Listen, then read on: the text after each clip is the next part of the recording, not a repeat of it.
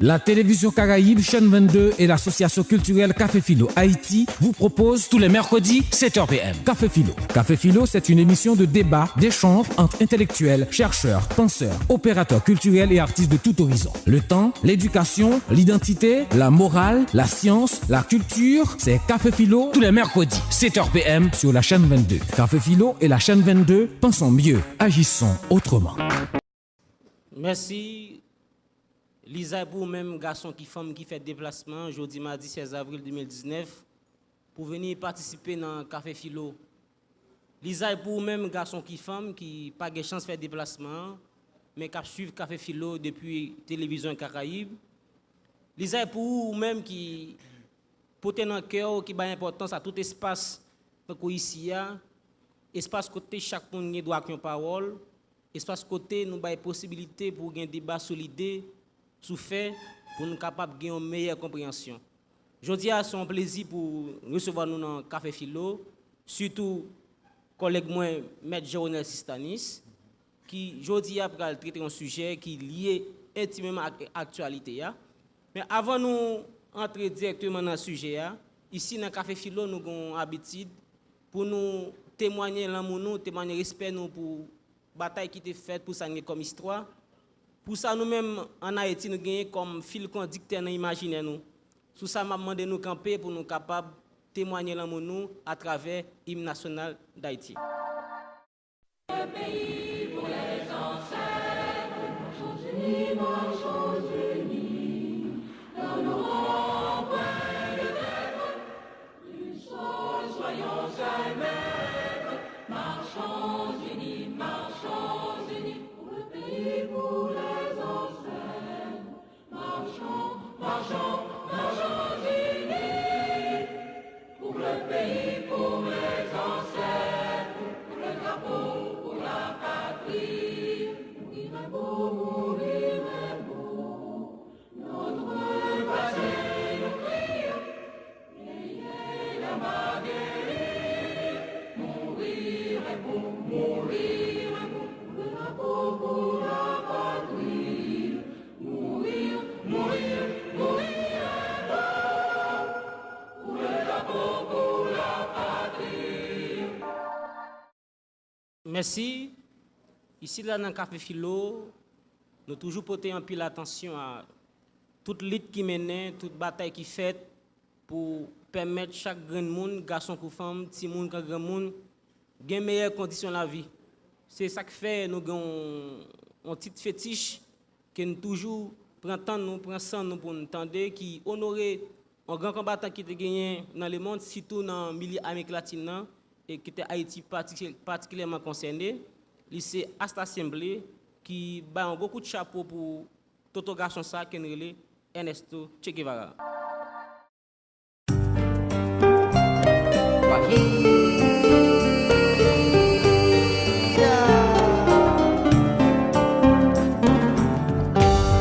Aprendimos a quererte desde la histórica altura, donde el sol de tu bravura le puso cerco a la muerte. Aquí se queda la clara, la entrañable transparencia de tu querida presencia, comandante Che Guevara.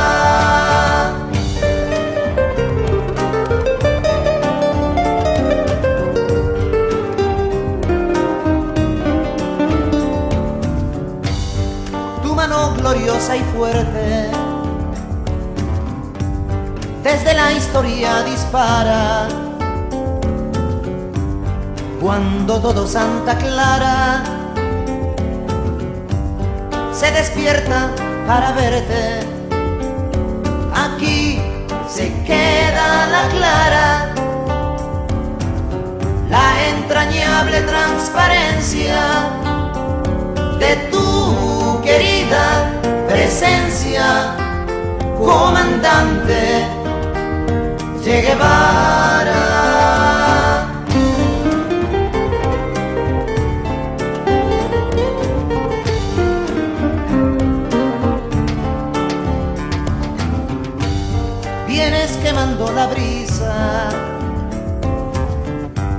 con soles de primavera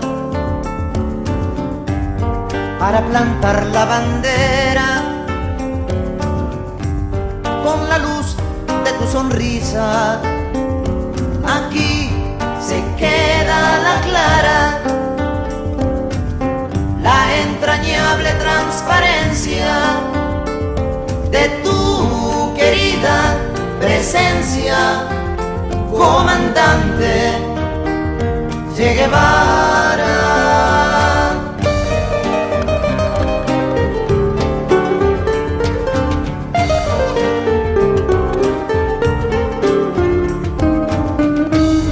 Tu amor revolucionario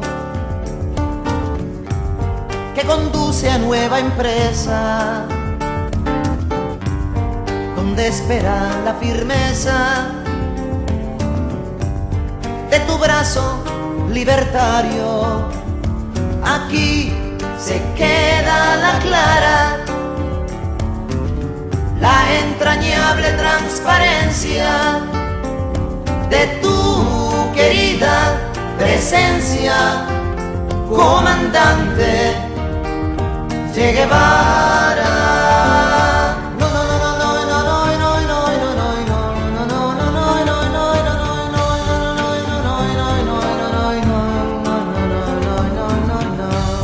Seguiremos adelante, como junto a ti seguimos,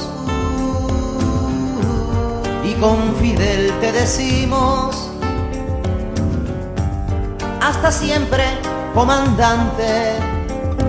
Aquí se queda la clara,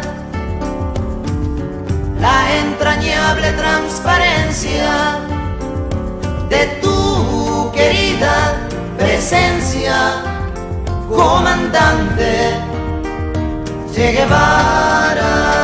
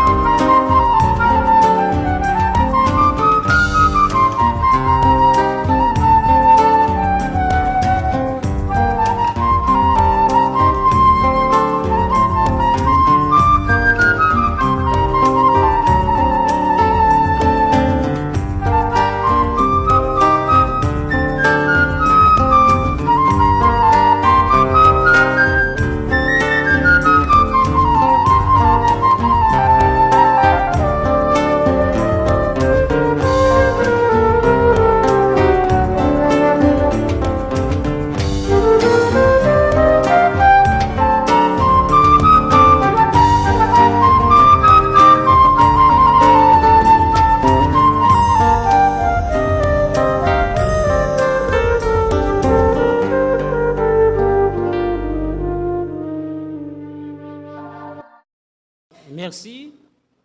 Avant d'entrer directement dans le sujet, ce soir, on a une projection audiovisuelle titrée Les néo-mercenaires ou la guerre privatisée, les dessous des câbles. Pour vous permettre à bien pénétrer le thème de ce soir, je vous invite à suivre avec moi cette projection audiovisuelle. Comme on l'avait précisé, ce soir, on aura une intervention portée sur le sujet, l'arrestation des 7 présumés mercenaires en Haïti et la responsabilité pénale internationale. Au cours du mois de février, on a eu un nouveau élément dans l'actualité politique en Haïti où la police a fait état de l'arrestation de 7 présumés mercenaires. Et pour s'éclaircir sur la question, on a avec nous ce soir Maître Jean-Ronel Sistanis, qui est avocat, qui est un spécialiste en droit international des droits de l'homme, et je crois aussi qu'il est recteur d'université. Et ce soir, on aura droit à une approche plutôt juridique sur la question, où on va essayer de mettre en évidence la question de la responsabilité pénale internationale, qui est aussi liée à des infractions internationales permettant de sanctionner des individus qui auraient commis des crimes mettant en implication plusieurs États ou plusieurs peuples. Maître Jean-Ronel Sistanis, vous avez l'auditoire pour 30 minutes. Merci, c'est un plaisir de pouvoir intervenir ce soir dans cette édition spéciale de Café Philo. Alors là, d'abord, il y a une première considération en tant qu'intellectuel. le fait qu'on ne dispose pas d'informations officielles par rapport à cette affaire, on va donc, dans le cadre de cette conférence, procéder par hypothèse. Mais avant tout, nous savons que pertinemment, l'État a deux types d'organisations. Une première, qui est une organisation au niveau interne, et son rapport à l'international. Et d'abord, le statut international de l'État. Et ce statut fait de l'État une entité à la fois politico- et sociale et une entité juridique. L'entité politique et politico-sociale doit répondre d'abord à trois exigences. Et l'État doit avoir un territoire. Donc c'est la première condition à réunir pour être un État. Ensuite, il faut qu'il y ait une population. Et troisièmement, il faut des pouvoirs publics. Et ça, c'est une considération plutôt classique, mais aujourd'hui, on sait que l'État peut réunir ces trois conditions, mais l'État n'est pas encore reconnu à l'échelle internationale ou bien dans la communauté des États, la communauté internationale. Donc, et c'est ça qui est arrivé sur Haïti après son indépendance. Effectivement, Haïti répondait à ces trois critères. Il y avait un territoire, il y avait une population, il y avait quand même un pouvoir public, mais cependant, la reconnaissance de l'international faisait défaut. Et les statuts juridiques de l'État répondent à la question de souveraineté. Et ce phénomène juridique consacre les trois pouvoirs de l'État, notamment le pouvoir législatif, le pouvoir exécutif et le judiciaire, et qui donne à l'État une première organisation et qui confère en même temps sa compétence à l'échelle internationale. Par exemple, l'État doit d'abord organiser sa défense nationale, protéger son intégrité nationale, même si on a entendu pour l'instant que les Dominicains tentent en catimini de s'approprier de l'espace haïtien. On a entendu l'histoire à Belader, même si l'autorité n'a pas d'informations officielles sur ça, mais on a entendu que un Haïtien a été tué par des soldats dominicains parce que cet Haïtien défendait l'intégrité nationale. Donc, on Haïtiens quand même qui sont héros, mais qui passaient inaperçus parce que son monde sans doute qui pas gain nom. Mais cependant, il a posé un acte intéressant dans la mesure où il a affronté les soldats dominicains et qui voulaient accaparer, annexer, je viens de le dire, en catimini l'espace haïtien. Donc, c'est-à-dire que l'État haïtien ne joue pas actuellement son rôle de protéger, de défendre l'intégrité nationale. Et l'État doit aussi répondre à sa compétence à l'étranger. Donc sa compétence État à l'étranger doit encore passer par une organisation à l'étranger. Donc l'État envoie ses représentants, envoie ses ambassadeurs, ses consuls, etc. En fait, il faut dire, quand je parle d'ambassadeurs, de consuls, je ne suis pas en train de dire que de parler surtout pour l'instant, on le sait, des sénateurs qui envoient des gens qui ont peut-être un diplôme en plomberie, en électricité bâtiment et comme ambassadeurs, mais on parle surtout de véritables représentants capables de défendre l'État. C'est-à-dire des gens qui ont une formation universitaire adéquate, des gens qui ont un diplôme plutôt en sciences juridiques, si on peut dire, diplôme en diplomatie, relations internationales. Donc, les constats, aujourd'hui, l'État est faible à l'échelle internationale parce que ne dispose pas de gens capables, de gens qui ont une formation adéquate, capables de défendre l'État à l'échelle internationale. Donc, c'est-à-dire c'est une question quand même à résoudre. Donc, ça, c'est une deuxième considération. Et l'État établit également ses relations à l'extérieur à travers les engagements pris par les conventions, les traités et les accords. Donc, c'est-à-dire si l'État doit établir des relations à l'extérieur, eh bien, l'État doit normalement signer, ratifier des traités, des accords internationaux, c'est fondamental. Donc, maintenant, le fait de signer, de ratifier un accord international permet normalement à l'État de se représenter à l'extérieur, mais aussi engage du même coup, en même temps, la responsabilité de l'État. Sa responsabilité pénale dans certains cas. Maintenant, pour engager la responsabilité de l'État, il y a quand même des conditions qui doivent être réunies. Donc, suivant la doctrine classique, il y a une condition pour engager responsabilité de l'État à l'échelle internationale. Il faut d'abord un fait imputable à un sujet de droit international. Donc, l'État, c'est un sujet de droit international, un sujet primaire. On peut prendre après les organisations internationales, mais l'État, en tant que sujet primaire de droit international, c'est l'État qui doit répondre dans certains cas et dans la mesure où tu as gagné, il y a à côté que un étranger qui est victime, etc., ou bien un ressortissant de l'État qui est victime, eh bien c'est l'État lui-même comme sujet de droit international qui est capable de faire des actions à l'international. Parce que c'est l'État qui signe et qui ratifie les accords et les conventions. Et on peut prendre par exemple la question de choléra, et choléra importé par les soldats des Nations Unies en Haïti. Il y a eu des organisations de la société civile qui ont porté plainte, mais jusqu'à présent, il n'y a pas eu de résultat. Pourquoi? C'est parce que l'organisation ça ou individu ça n'est pas sujet de droit international.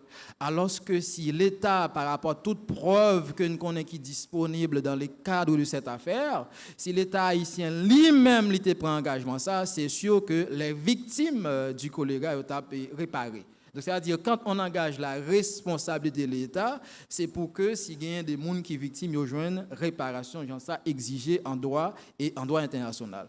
Deuxième condition, il faut un fait qui atteint une personne de droit international. Donc là encore, c'est une question fondamentale. Un fait qui atteint une personne de droit international. C'est-à-dire pas n'importe quelle personne, n'importe quel individu. Par exemple, il y a un Haïtien qui voyageait dans un pays étranger et qui est victime sans doute de coups et de blessures ou bien qui a été tué.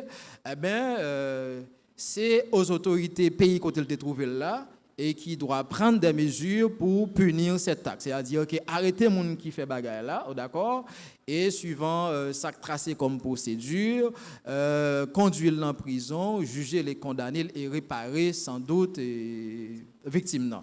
Donc, mais là, on ne voit pas et l'intervention directe de l'État. C'est-à-dire l'État, à un certain niveau, peut intervenir dans la mesure où l'IOS ça n'est pas fait. Vous voyez, l'IOS ça n'est pas fait.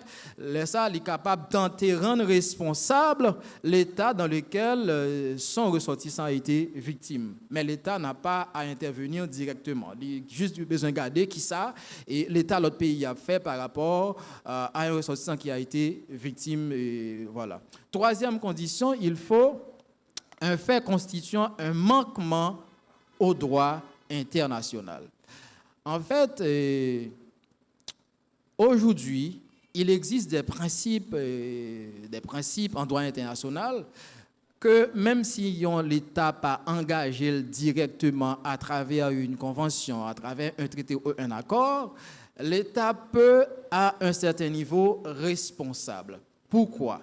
C'est parce qu'il y a eu des déclarations qui ont été faites à l'échelle internationale et même si ces déclarations n'ont pas de force contraignante, c'est-à-dire que lorsqu'il y a un monde ou parti à une déclaration ou adopte une déclaration et pas de force contraignante, mais par rapport au contexte international là, il y a des bagages ou pas permettre de faire et en matière de relations internationales. Donc c'est-à-dire que ou pas qu'à permettre pour faire et génocide, ou pas qu'à faire commettre des crimes contre l'humanité, ou pas qu'à commettre des crimes de guerre. Bon, même si ça me dit à la discutable dans la mesure où nous avons une situation, côté que les grandes puissances aujourd'hui qui disposent des moyens économiques et matériels censés faire propre loi, ça il faut le dire, mais si on a respecté ça qui dit, ça qui est adopté à l'échelle internationale, eh bien, un pays qui voulait entrer dans la guerre doit respecter certaines conditions, surtout les conventions de Genève du 12 août 1949 relative à la guerre. Donc, c'est-à-dire l'État n'a pas permettre de faire n'importe quoi par rapport à un nouveau contexte international. Là. Et une quatrième condition, c'est un fait causant un dommage. Ouais, un fait causant un dommage. C'est-à-dire que fait pour lequel on va tenter ou on va engager la responsabilité internationale d'un État, il faut que faire ça lui causer un dommage. Donc, c'est-à-dire, il faut la réunion de ces 4 conditions pour engager, suivant le droit pénal international, la responsabilité d'un État. Maintenant, les actes des autorités à l'échelle internationale. Si on prend la question et un rapport aux 7 présumés mercenaires, on dit présumés parce qu'il faut être prudent par rapport en tant qu'avocat, c'est-à-dire s'ils n'ont pas été jugés et condamnés, on ne peut pas déduire qu'effectivement qu'ils sont des mercenaires, mais on déduit qu'ils sont des présumés mercenaires. Et première hypothèse, on dit que ces étrangers avaient un contrat pour travailler pour l'État haïtien. Donc, ces étrangers, ils avaient un contrat pour, je ne sais pas, exécuter un travail pour l'État haïtien. La thèse mercenaire est capable de tomber dans la mesure où l'État haïtien est en droit d'engager une firme internationale ou bien n'importe quelle compétence que l'estimait capable de ballon travail dans une situation donnée. Donc, c'est-à-dire que si on prend cette première hypothèse, on peut dire que les thèses mercenaires là, sont capables de rejeter lui. Et deuxième situation, par exemple, ces étrangers, ils ont été arrêtés et on a trouvé en leur possession des armes de guerre. Donc, cela suppose maintenant qu'il y a une infraction. Il y a infraction parce que des étrangers appréhendés par la police et puis gagnent en possession des armes de guerre. Donc, le commissaire du gouvernement a intervenu et il a déclaré que ces étrangers ne sont pas libérables. Cela veut dire quoi? Que le commissaire lui font saisie automatique de ce dossier. Donc, c'est-à-dire, lorsqu'ils font saisie automatique, automatiquement qu'il déclare qu'il a été au commissariat de Port-au-Prince pour constater effectivement que les étrangers arrêtés étaient dans le commissariat, et il dit pas libérable, donc là, automatiquement, il saisit. Dans ce contexte, il n'y a pas même besoin d'un rapport et de la direction centrale de la police judiciaire pour le statuer. C'était juste exigé sur le champ même pour que tu conduit mon sayo dans le paquet et puis pour analyser le dossier et sans doute voyer en dépôt. Mais l'autre considération que nous avons fait par rapport à cette situation, c'est que ces étrangers qui ont été arrêtés, ils ont par la suite libérés et trouvés dans le pays d'origine, notamment les États-Unis.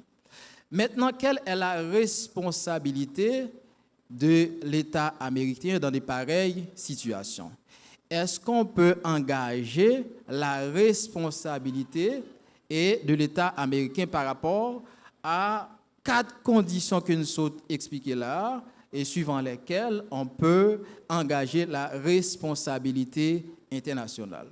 Il y a des critiques qui sont faites à savoir qui disent que les États-Unis, à savoir notamment l'ambassade américaine, pas de droit intervenir pour exiger et libération et étrangers. Bon, on n'a pas d'information officielle, on ne va pas dire qu'il a exigé libération, Mais ce que nous connaissons en matière de relations internationales, l'ambassadeur américain a droit pour intervenir auprès des autorités haïtiennes, pour connaître qui sa dossier, pour évaluer, pour voir qui considération qu'elle est capable de, parce que c'est des Américains qui ont.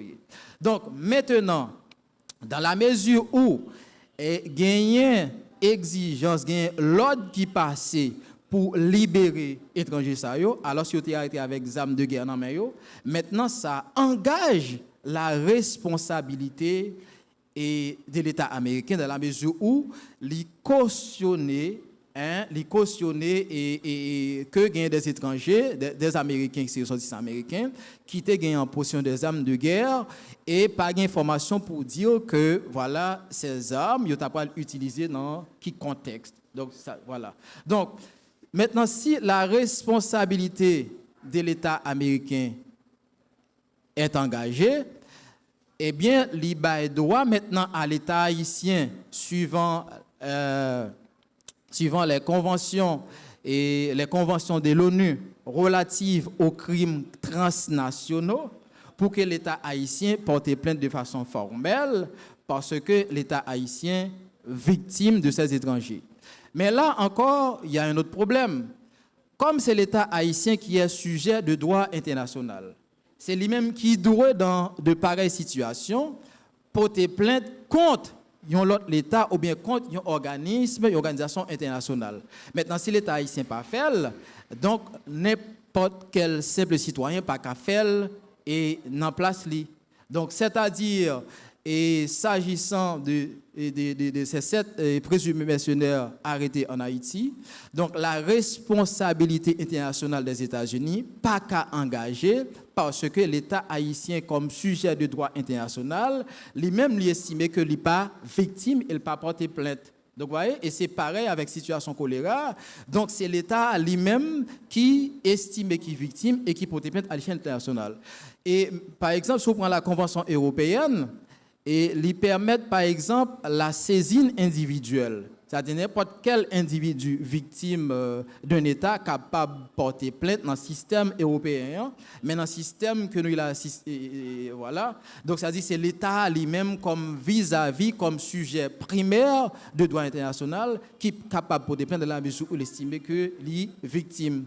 Donc, c'est pour dire que par rapport à cette situation, donc, et suivant les hypothèses que nous prenons là, donc, nous pas qu'à dire que l'État haïtien est capable pour l'instant d'engager responsabilité pénale des États-Unis. Donc voilà. Voilà, c'est la fin de Merci. Merci, M. Jean-Renel Sistanis.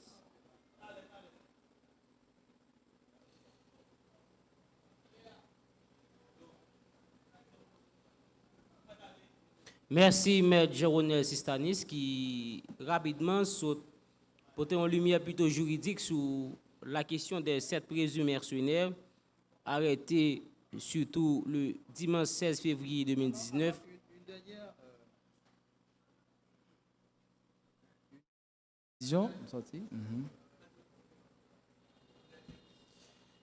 Une dernière précision dans la mesure où un étranger qui commet un crime pendant qu'il était de passage sur un territoire et supposé juger par exemple dans le pays côté il commet crime et par rapport à un principe en droit international qui c'est la lex loci delicti commissi. Donc c'est-à-dire étranger qui commet un acte illégal en Haïti, une infraction en Haïti.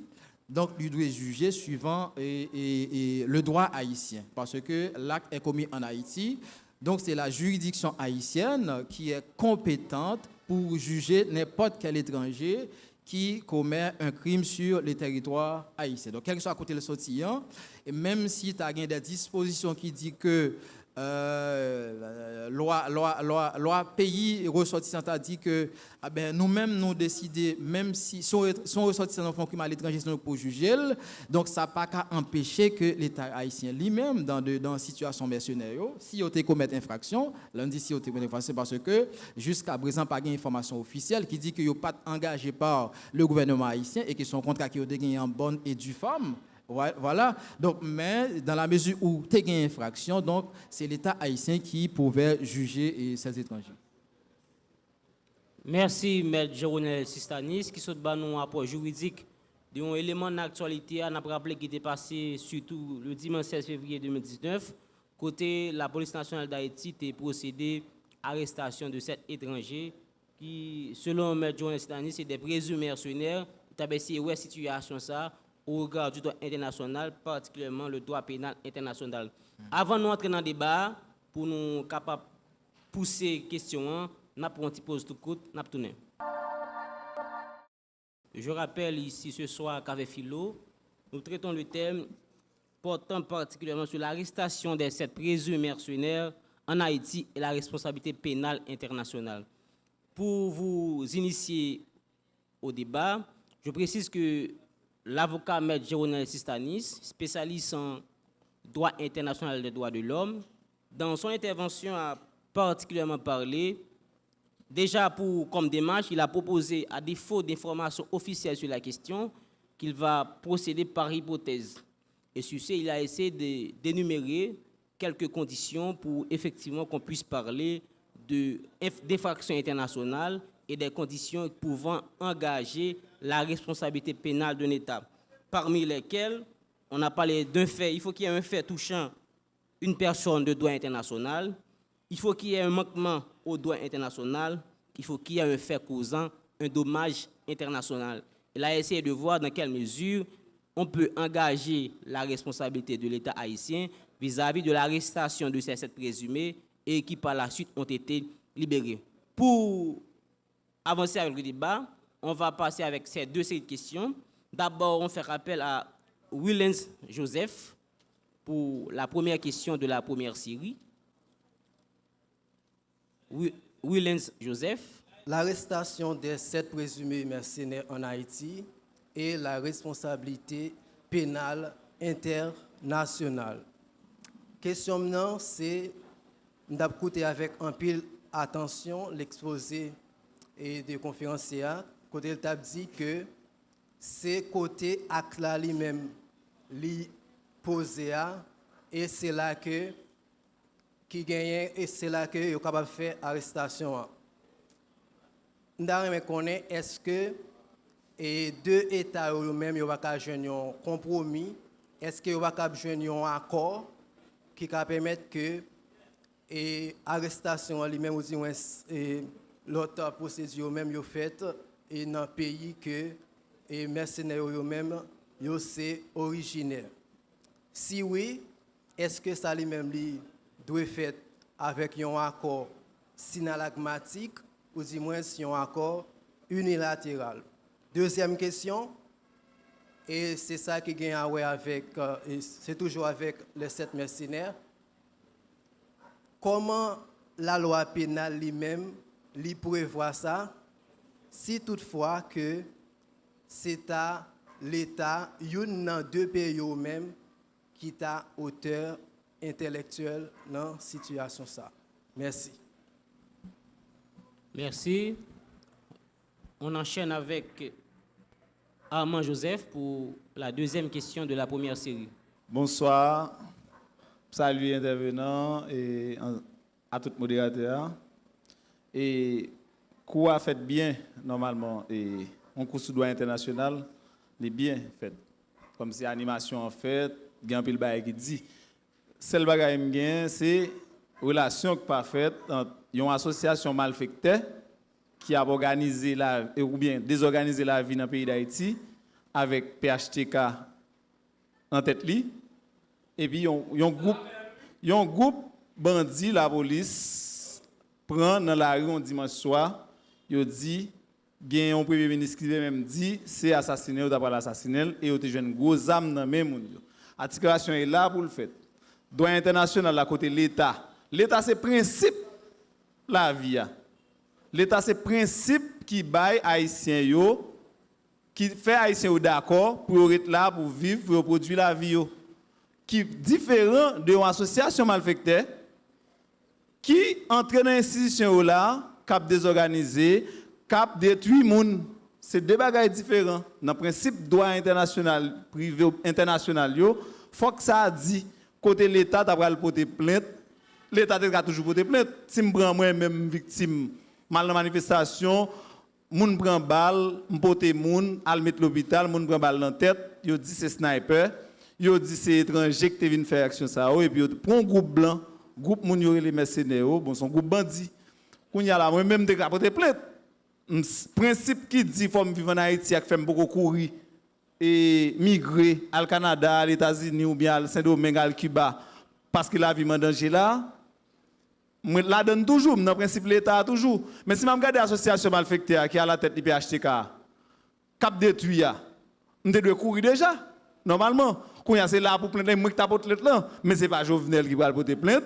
Même si le commissaire gouvernement dit qu'il y a matière pour que Benek ça yo, c'est l'ambassade américaine qui a débarqué dit mais c'est vous nèg aller par entre ministre justice là. Quand y a là un monde qui fait partie des territoires jondia, territoire pour gagner l'État, pour gagner territoire, faut gagner tout ça pour gagner. Faut regarder la vie nous en danger. On pays sous occupation depuis 1915. Les États-Unis avec Washington qui c'est grosse superpuissance qui mettait nous en bas en couple là qu'après cela détruit nous empêcher nous porter un bagaille et nous se trouvons là dans cadre accord Petro-Caraïbe côté Venezuela ça va permettre nous relancer activité économique nous pour nous vivre là ouais moun yo racher ça yo couper racher ça des bagages comme ça faut nous garder faut problème d'en poser en termes relation qui gagne entre une association malfectée qui envahit un pays et puis qui empêcher moun vivre et droit international là je vais parler là c'est là important intéressant et même si me félicite pour et type animation fait côté on parler de bon dans droit ou bien dans n'importe cours sociologie politique nous t'ai faire mais là il pas étudiant là seulement gon paquet monde qui là c'est mon organisation c'est des monde qui vraiment avancé qui connaît des bagages ça déjà kounya là c'est porter un bagage nouveau pour dire une information quelconque qui dit mais qui ça bagage là mais quand elle sorti mais ça n'est pas faire sur tête BRH là est-ce que c'est cassé ou t'as le casser est-ce que c'est moun yo t'as le tout vrai qui danger yo te porter pour parce que nous connaît c'est danger moun ça porter merci Merci pour ces deux questions que j'estime intéressantes. Maître Jovenel Sistanis, vous avez la parole. La première question, c'est qui forme des compromis qui pourraient être exister entre l'État haïtien et l'État américain pour juger. Bon, même si on dit que ce sont les faits, les situations qui font avancer le droit, mais pour l'instant, nous n'avons pas une disposition qui est capable de permettre que l'État haïtien dit, bon, comme mercenaires font un crime en Haïti, et qui ont échappé sous contrôle, non, ou même on capable de juger les États-Unis. Donc, nous n'avons pas ça pour l'instant. Maintenant, est-ce que capable éventuellement un accord synalagmatique? C'est possible, parce que si les deux États ont estimé que c'est intéressant, et pour que il y ait des problèmes communs, qui non seulement traversent Haïti et les États-Unis, ils sont capables de chiter et dire, bon, mais qui type d'accord, même gens qui ont un accord, il y aurait les DUE. Donc, c'est-à-dire qu'il y a un accord sous question stupéfiant, notamment la drogue. Donc, c'est-à-dire, c'est à quoi ça qui permet que, je dis, les agents américains peuvent intervenir en Haïti pour procéder à l'arrestation des gens qui sont impliqués dans le trafic de la drogue. Donc, s'ils sont capables de choisir faire n'importe l'autre accord que estiment qui est intéressant pour les deux États. Donc, mais pour l'instant, compromis pour juger les étrangers, bon, nous pas qu'à procéder comme ça. Et ça fera pour que, jusqu'à présent, on présume que tu as une infraction. On présume parce que des étrangers qui sont arrêtés et avec en leur possession des armes de guerre. Nous présumons ça. Ouais, États-Unis, au fin rive États-Unis, ils n'ont pas fait rien pour qui ça. C'est parce que si infraction t'est gagné, c'est Haïti qui commet infraction. Donc, c'est l'État haïtien qui est gagné pour te juger et condamner en Haïti. Et suivant le principe, nous sommes dit là, l'ex loci delicti commissi, c'est-à-dire là où le fait dommageable, dommageable a été commis. Donc c'est ça, le fait illicite a été commis. Donc c'est pour dire que forme de compromis, non pas trop pour l'instant, mais on éventuel accord entre les deux pays par rapport à cette situation, c'est possible parce que si fait arriver aujourd'hui qu'il n'y a pas de loi qui te permet de traiter le bien, et bien éventuellement capable toujours décider, dire bon voilà, et si ça après le répéter encore et que nous pas venir dans une situation pour qu'il n'y ait pas de loi, pas de texte pour que nous référons pour nous traiter lui, donc nous avons un accord qui c'est engagement des deux pays. Donc voilà. Il y a une deuxième question. Deuxième question et bon, nous ne pouvons pas dire que il s'agit d'une association des malfaiteurs qui est dans tête l'État, même s'ils sont conscients de tout problème qui gagne par rapport à ce gouvernement. Mais que l'on veuille ou non, c'est l'État. Ouais, c'est l'État, c'est lui-même qui est là. Et que l'on veuille ou non, l'a pas engagé, non. Il y a des décisions qu'il prend là, l'autre État capable de dénoncer éventuellement, mais pour le moment, toute décision que Jovenel prend et l'ensemble du gouvernement, ils ont engagé l'État et haïtien, ils ont engagé nous-mêmes qui sommes haïtiens. Donc, non pas dire c'est l'association des malfaiteurs, ou bien pas dire que... Et là encore, nous sommes en train de nous questionner.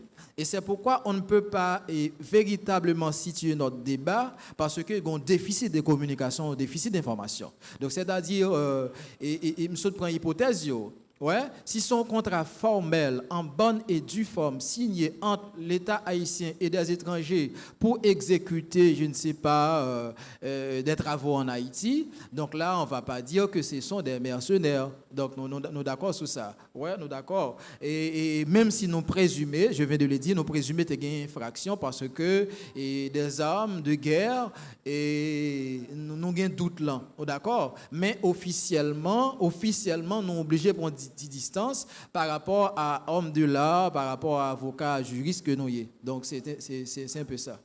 Ouais. Merci. Nous allons enchaîner avec deuxième série de questions. Maintenant, série ça m'a lancé hostilité pour me poser la première question. Et n'apprécier tout ça comme précision sur la question. Vous avez parlé de responsabilité internationale. Ça t'a dit qu'il y a une infraction internationale. Nous avons apprécié ce que tu as cité pour nous, côté gagné infraction internationale. Là. Parce que la loi a payé qui dit détention illégale de mafia sont infraction. Et cas ça est aggravé dans la mesure où c'est des armes de guerre. Donc, la loi tout dit, les gens qui ont des armes qui sont illégales, mais qui ça gagne comme procédure. Donc, premièrement, nous avons connaît dans quel niveau nous gagnons infraction illégale là, dans quel niveau gagne infraction internationale. Ensuite, nous avons connaît, étant donné qu'il n'y a pas de responsabilité pénale internationale, il y a trois éléments pour nous mettre en situation. Soit il fait par omission, c'est-à-dire que là, je vais garder, soit il fait par complicité, c'est-à-dire que je permettre que le fait, soit il fait par tentative, c'est moi-même qui, à quel niveau m'impliquer. Donc, là, on a parlé de responsabilité pénale internationale. Est-ce que ça veut dire que de cibler seulement nous les présumés mercenaires, ou ça veut dire tout, il y a des gens qui, en Haïti, soit dans tête de l'État, que nous devons cibler dans la démarche pour nous responsabiliser pénalement. Ensuite, nous allons prendre pour une financer, nous allons noter. Nous prend les deux, pour une financer, nous prend deux questions pour capable faire une seule intervention. D'accord. Rapidement, on a passé avec Charles Ardouin, le professeur Charles Ardouin qui a une question dans ce sens-là. Bonsoir, je salue toutes les assistances là, toute l'audience qui a suivi le débat là. Moi, je suis avec attention le sujet qui est traité par maître Jean-René Stanis. Donc, sur un bagage qui fait un peu l'actualité en Haïti. Les étrangers qui étaient joints avec ZAM. Bon, jusqu'à présent, moi, personnellement, je ne sais pas qui ça a été. Nous n'avons pas d'informations qui ça a été fait. Bon, je dis que c'était mercenaire. Moi, point d'interrogation, je ne sais pas moi-même personnellement, pour me mettre la solide. Mais je fait quelques commentaires, en même temps, les observer de questions. En général, le sujet ça est traité avec un peu d'émotion. sans y pas essayer. Alors, m'a parlé pour la population, hein. Mais là, c'est un maître. Donc, l'a traité lui-même de façon objective et de façon scientifique. Et avec, il fait appel à une science pour traiter ce sujet. Ça. Donc, ce n'est pas émotion seulement la rue, c'est pas, comme on le dit, c'est pas la doxa, l'opinion publique qui a traité des questions, bah, la doxa, elle parlait, j'en parlais. Mais là, on a fait de préférence appel à l'autre bagage qui est en face la doxa, c'est l'épistémé. L'épistémé, c'est plus base scientifique, base rationnelle, qu'on basé sur lui pour traiter une question. Et les gens, à ça revenu, ils étaient mis en prison.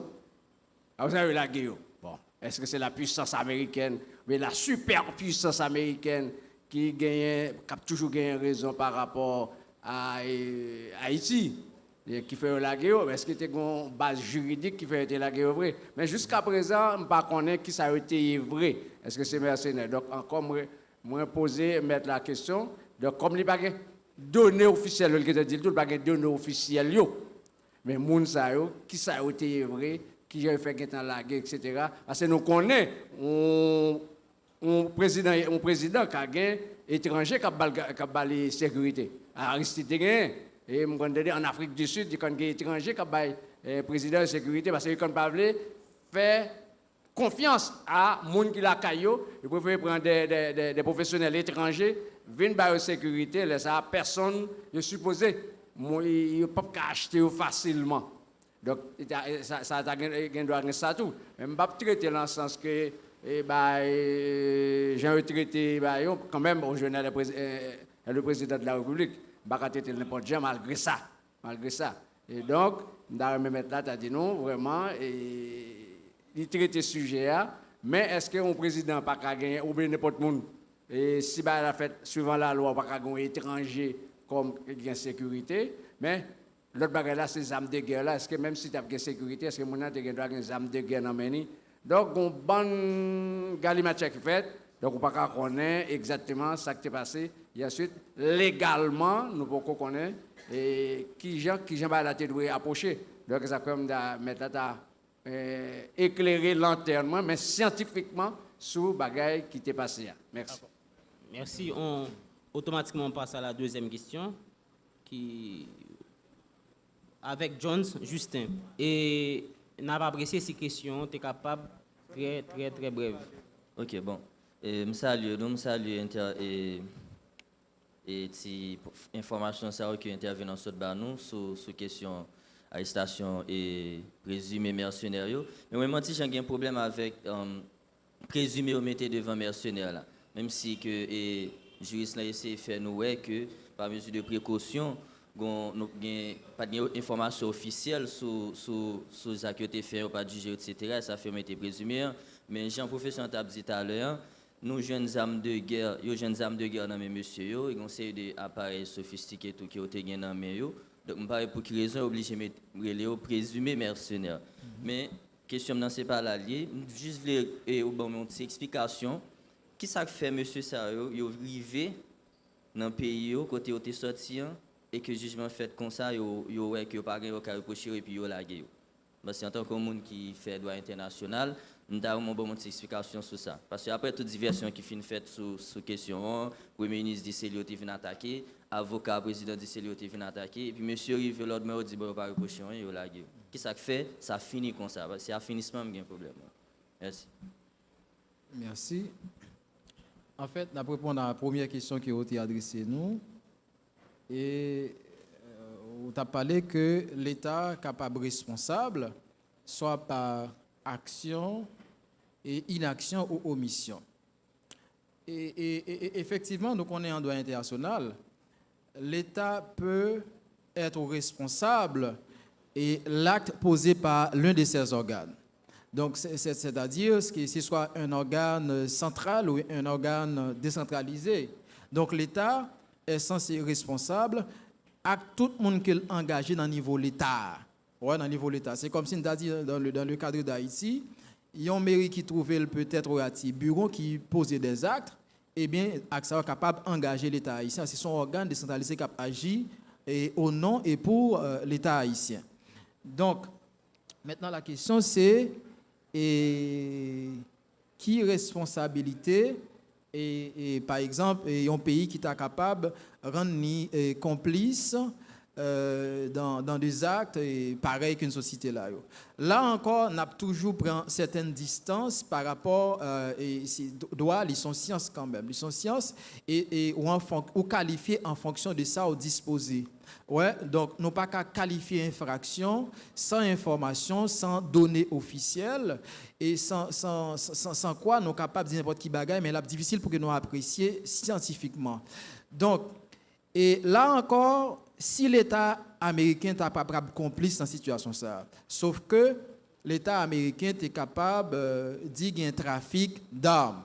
Et trafic illégal d'armes à feu, c'est une infraction transnationale.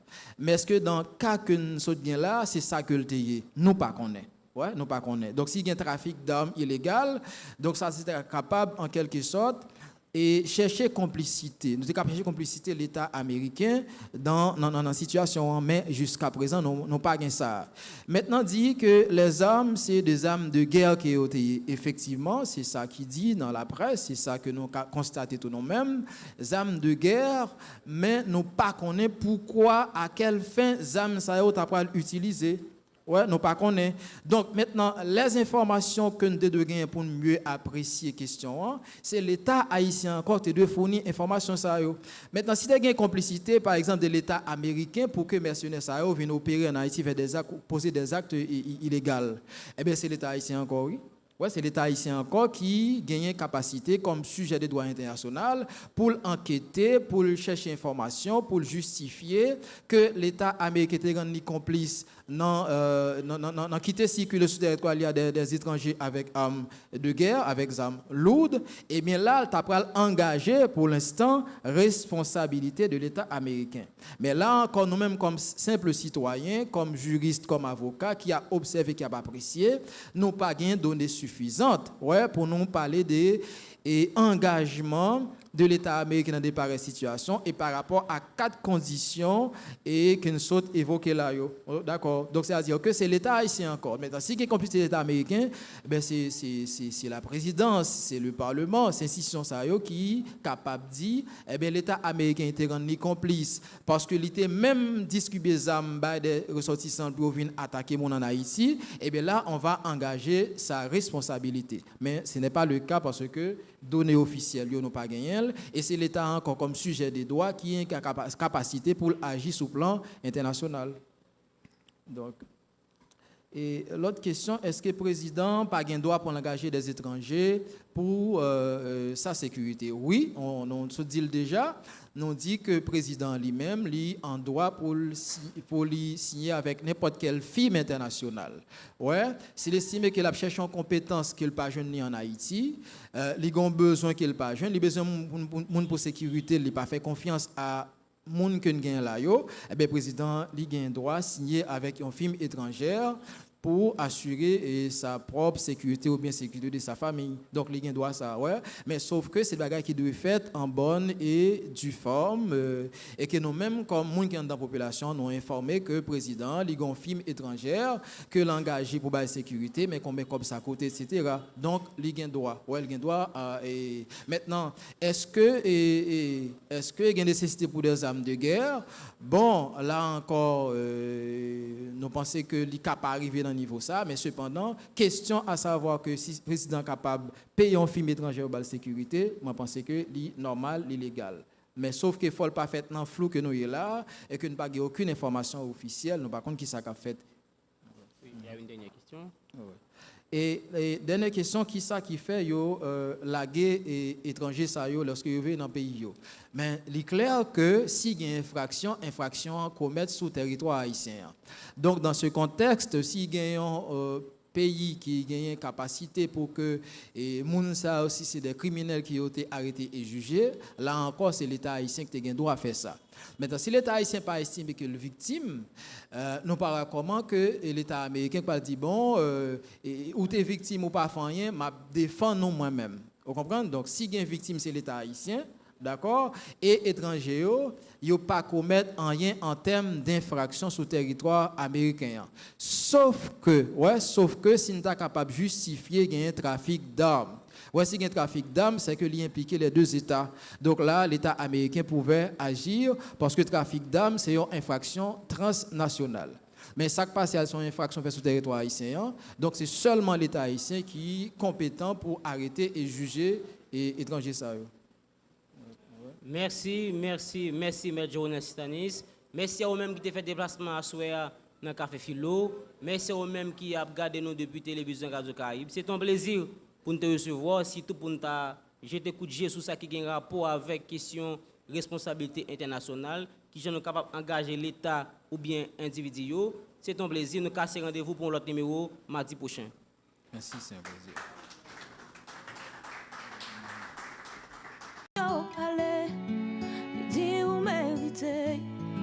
Ou pas te doit te lever, ou pas te doit te t'aimer.